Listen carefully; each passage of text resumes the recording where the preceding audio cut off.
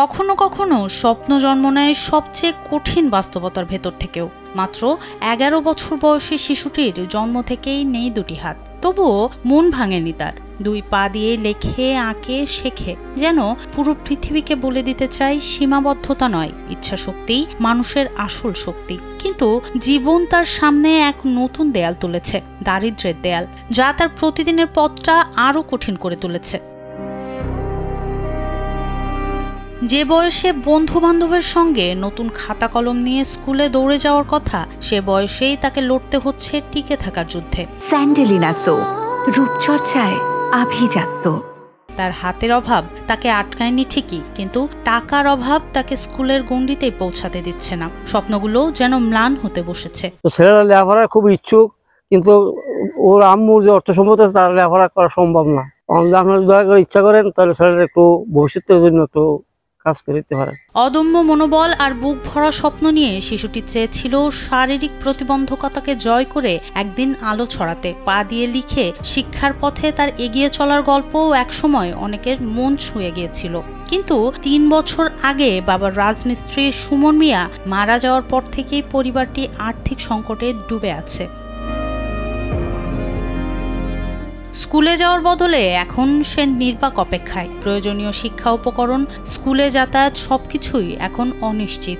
তার মায়ের সীমিত আয়ে সংসার চালানোই কঠিন, সেখানে পড়াশোনার খরচ চালানো এক প্রকার অসম্ভব। তবুও তার চাওয়া প্রতিবন্ধকতাকে জয় করে পড়াশোনা করার। আমার আব্বা মারা গেছে, আমার পড়ালেখা করার খুব ইচ্ছা, আর আমার আম্মা খরচ চালাতে পারে না পড়ালেখার। শিশুটির নাম আরশাদুল ইসলাম। কুমিল্লার ব্রাহ্মণপাড়া উপজেলার শীদলায় 8 নং ওয়ার্ডের নোয়াপাড়া এলাকার নানার বাড়িতেই তার জন্ম ও বেড়ে ওঠা। তার মা মিনুয়ারা বেগম ভাড়া বাসায় অন্য সদস্যদের নিয়ে থাকেন, আর সে থাকে নানির কাছে।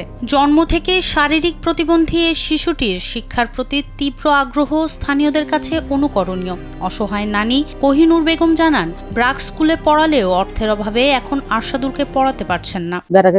আরশাদুল্লাহ লেখাপড়া করাইছি, আরশাদুল্লাহ লেখাপড়া করাইতে পারতাছি না, আর্থিক সমস্যায় আমরা দুর্বল অবস্থায়, এই জন্য আরশাদুল্লাহ লেখাপড়া করাইতে পারতাছি না।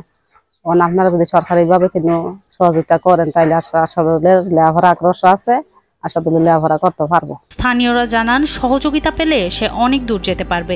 শারীরিক প্রতিবন্ধী ভাতা পেলেও আরশাদুলের পড়াশোনা অব্যাহত রাখতে এই মুহূর্তে জরুরি আর্থিক সহায়তা প্রয়োজন। আরশাদুল নামের যে ছেলেটা, ওই ছেলেটা আসলে শারীরিক প্রতিবন্ধী, যার কারণে ওর আবার পড়ালেখার জন্য আগ্রহ আছে, কিন্তু সে আর্থিক অসুবিধার কারণে পড়ালেখা করতে পারতেছে না। স্থানীয় ইউপি চেয়ারম্যান সাইফুল ইসলাম আলাউল আকবর ব্যক্তিগতভাবে এবং ইউনিয়ন পরিষদ থেকে সুযোগ পেলে সহায়তার আশ্বাস দিয়েছেন। এই আরশাদুল ইসলামের ক্ষেত্রে পড়াশোনার ক্ষেত্রে যদি কোনো টাকা পয়সা লাগে, আমি ব্যক্তিগতভাবে সম্পূর্ণ টাকা দেব বলে আমি আশা করি। তারপর সরকারি সহযোগিতা দেবেন বলে আশ্বাস দিয়েছেন। আমাকে ইউনো মহোদয় তার খোঁজখবর নিয়েছেন আমার মাধ্যমে, তাকে একটা আশ্বাসও দিয়েছেন। তো আমি চাই ছেলেটি পড়াশোনা করুক, এগিয়ে যাক, তার সবসময় তার প্রতি আমার শুভকামনা রইল। সাহস, মেধা এবং সংকল্প নিয়ে এগিয়ে চলা আরশাদুল এখন কেবলই অপেক্ষায়। কেউ যদি তাকে সহযোগিতার হাত বাড়িয়ে দেয়, তবে সে স্বপ্নের চূড়ায় পৌঁছে সকল প্রতিবন্ধীদের জন্য এক সত্যিকারের প্রেরণা হয়ে উঠবে বলে স্থানীয়দের আশা। সনম সিদ্দিকী, কালবেলা।